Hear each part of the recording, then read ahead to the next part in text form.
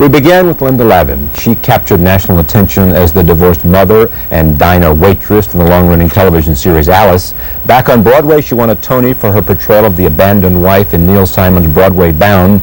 This month, Linda Lavin returns to weekly television comedy as star and, get this, executive producer of a series called Room for Two. We're pleased to have her join us now. Welcome. Thank you. I didn't realize you won a Tony.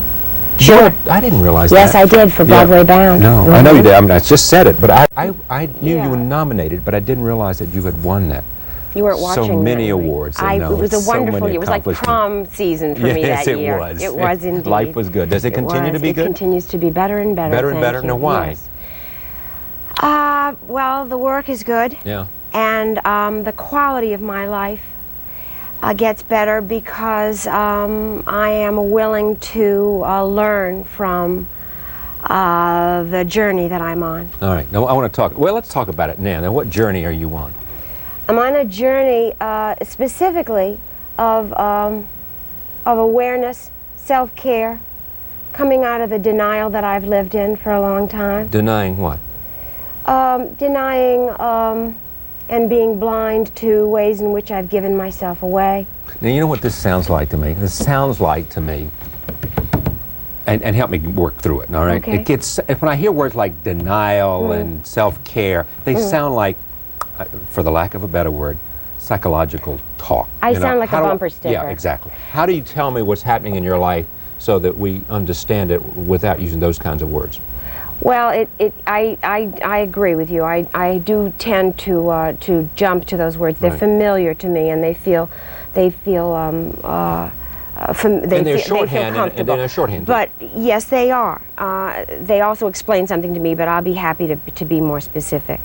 I'm coming through another marriage and a divorce. A divorce I took to trial, and which is just coming to some closure. It's not you're in trial now? You're getting ready to go to trial? Just finishing a trial that was that began last summer. It takes a long time. We live in an equitable distribution state, and so the issues and the principles of this case I felt were very important to bring to light, to bring to the court. The allegations were adultery and mental cruelty. You were accusing him, or? I was. Yeah. And he was trying to get my money. So I stood up for myself and said, in an equitable distribution state, what is equitable if one partner isn't there and the other has made a commitment, emotional and financial? It's a very unusual case because it's very rare that a woman is the wage earner and the privileged one in a partnership, as you know. The other party is asking for a percentage, an equitable distribution, 50% of assets, of community property. Exactly. Is it California? No, this is New York. This is New York State. Yes, California's down the middle is community property. Right. This is in New York State. So you're going to blaze new legal ground here, perhaps? I hope so. It's possible. And yet, I didn't do it for that reason. I did it for myself, and that's what I mean about self-care. And I'm talking also to the court about the issues of emotional abuse, which are the kind of abuse, Charlie, which is I think more insidious than physical and sexual abuse because the scars are invisible. It's the kind of abuse that that wears somebody down, somebody even as successful and highly motivated as me, and someone as successful and highly motivated as I am, redoubles her efforts to make things work, and that is what denial is about.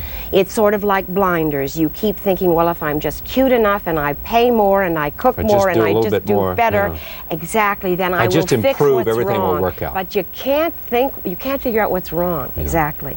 And then a light goes on and you know what's wrong. And the issues of emotional abuse are those that I wanted to bring to the court. Yeah, and the emotional abuse is from the sense of you feeling like psychologically you were abandoned. Abandoned, you know, and in a sense feeling abandoned and betrayed. And betrayed. All kinds of issues. Yeah, and very real. And you're saying to the court, you ought to consider this as you look at this issue of equitable distribution. Exactly. Even though I'm the principal, whatever source of financial resources in this relationship. Exactly. Because I have suffered, Yes. that ought to be a factor as Yes. well. So I'm saying marriage is a commitment. I Right. made a commitment. This commitment was dishonored. The person who perpetrated the dishonoring wants yet more than Right. the person got during the marriage. Is it I'm a saying let's look at what Linda Lavin, about the beloved veteran stage and TV actress known for her Emmy-nominated role in the 1976 sitcom Alice, and of course for her Tony-winning performance in the 1986 play Broadway Bound. According to the reports that are coming in, they are saying that she passed on December 29th at the age of 87. The news comes as a shock, because if you happen to look at her social media on IG, Instagram, Lavin had been working as recently as this month, promoting her new Netflix series, No Good Deed, and filming, of course, her upcoming Hulu comedy series, Mid-Century Modern, on which she's, by the way, one of the leads.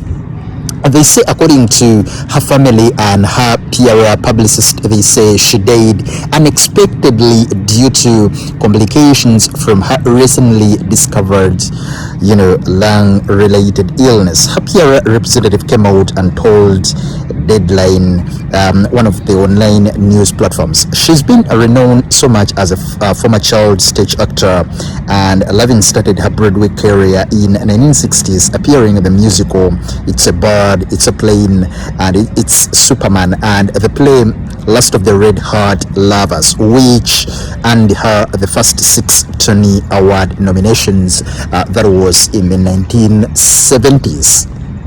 In those next 5 decades, we saw her, juggling theater and Hollywood careers, and of course following a memorable recurring role on ABC sitcom Bunny Miller from 1975 that actually went on up to 1976. She landed the title role of a roadside dinner waitress, and we saw her as a widowed young mother in the 1976 series Alice, based on the movie Alice Doesn't Live Here Anymore, which ran, by the way, on CBS. I think there were around 9 seasons, close to 202 episodes.